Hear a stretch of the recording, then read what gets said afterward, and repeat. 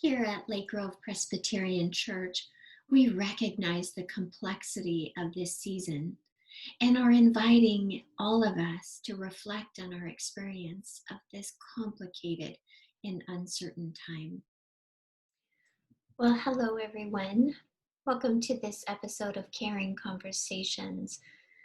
Lillian, I'm so thankful to be with you again, and you have brought something really interesting to our time together today. Would you share? Yeah, thanks, Susan. It's good to see you.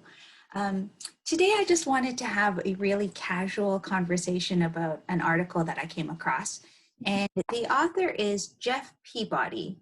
And this is on the Christianity Today website. And it was posted November 29th. So just a few days ago. And the title is The Night After Christmas. It was Still Dark.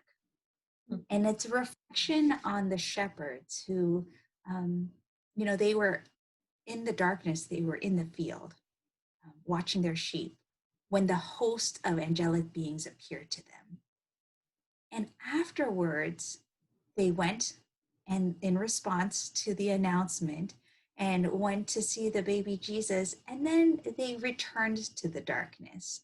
And I thought, this author, Jeff Peabody, did a wonderful job of describing this year and the darkness that has surrounded this year. I'm going to read a segment. It just says, it's been a pretty dark year.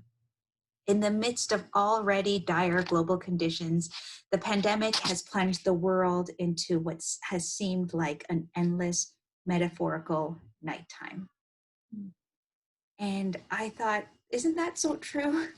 In our caring conversations, one of our goals and hopes and desires is to name emotions and name our reality, what we're going through. And I thought for today, we could talk about that darkness. Is there any hope in the midst of darkness? In the article, he quotes another writer, and he says, Advent always begins in the dark. And this past Sunday, we just celebrated the first Sunday of Advent. And just made me reflect. Isn't that true that Advent always begins in the dark? The shepherds were in the field, it was dark. When baby Jesus was born, it was nighttime. So the Star of David could guide all who are seeking him. And so what does that mean about the darkness that we feel and the darkness kind of the season as even the days grow shorter and the nights grow longer? I think that's such a powerful question, and the reality of how we're surrounded in that darkness. But because of Advent, and goodness, but wasn't it a beautiful beginning of the hope of walking into hope and realizing that we actually have the gift of being people of hope, people who hope, even in the midst of darkness. And this author, thank you so much for sending it. And I had the chance to read it as well. And just that reality that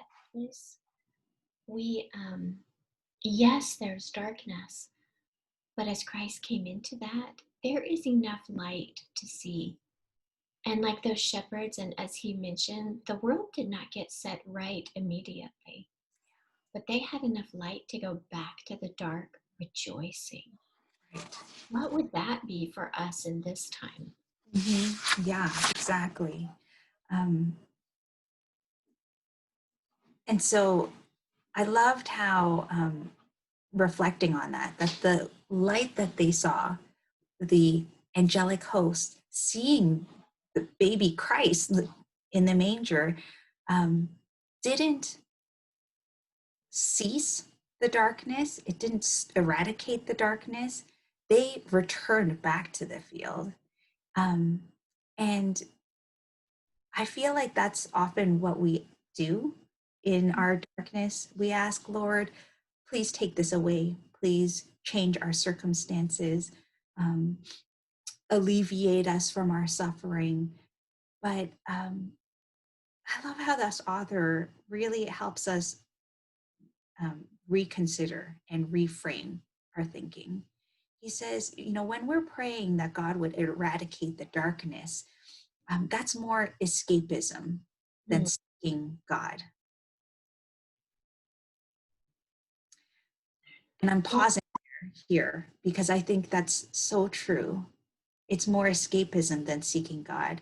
And so maybe we have to start reframing our prayers and reframing our questions from questions like, Lord, when will this be all over? Or why aren't you listening to us? Or take away all of the.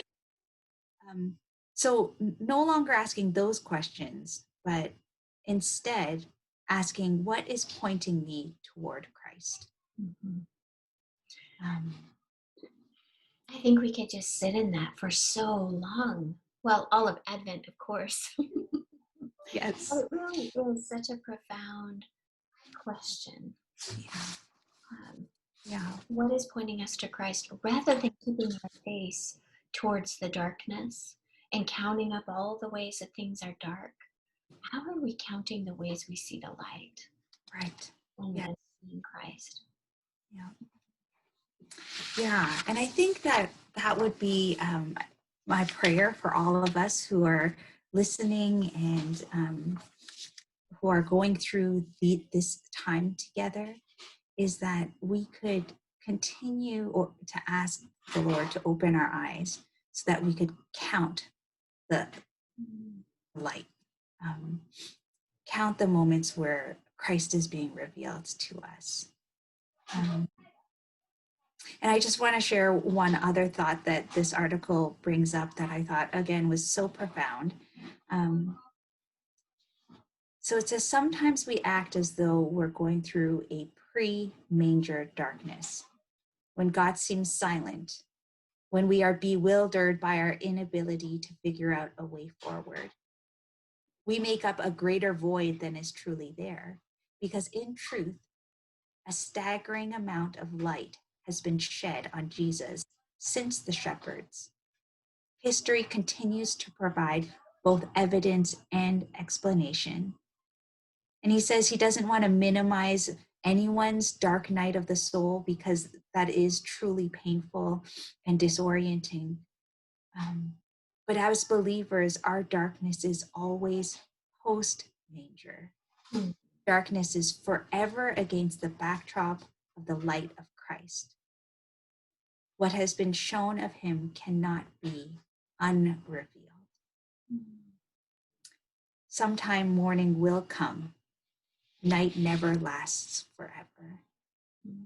And so I think that is the hope that we have, and that I hope that each of us will carry after this episode ends, is that when you turn off your press pause or press stop, you'll remember that the hope of Christ that we have as post manger believers, Mhm. one where Christ, um, we can't hide it. We can't unreveal his glory any longer. And so to allow that light to shine within us. Mhm. Yes. Oh, I love that. That's such a beautiful image for us and an invitation to let um, that light be revealed to us even again anew. Thank you, Lillian. One last question, actually, for you, and I know you've mentioned it a couple ways, but I'd love to hear so in your life, what does that prayer practice look like? Do you have a certain time you set aside to do that? Is it at transition points? You talked about hitting pause on this or stop and then carrying it through.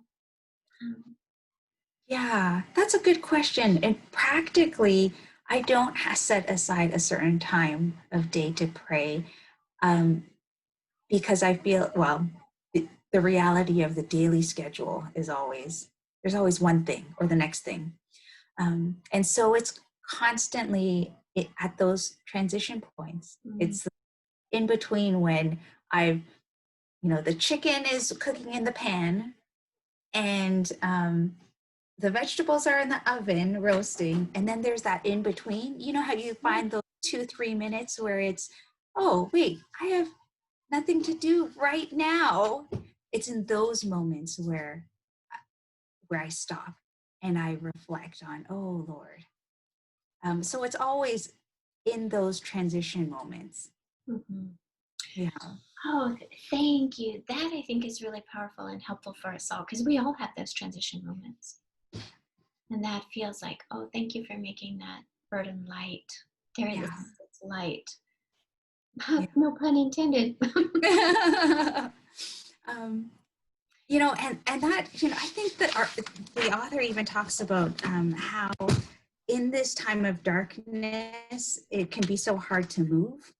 Yeah. And immobility is not a bad thing, because when we are in those in-between times, it causes us to pause and to wait Yeah. and to seek God in those moments. Mhm. So yeah, that's what reality in my household is in those transition moments, like a lot of the breath prayers, or yeah, those in between times. Mm. Thank you.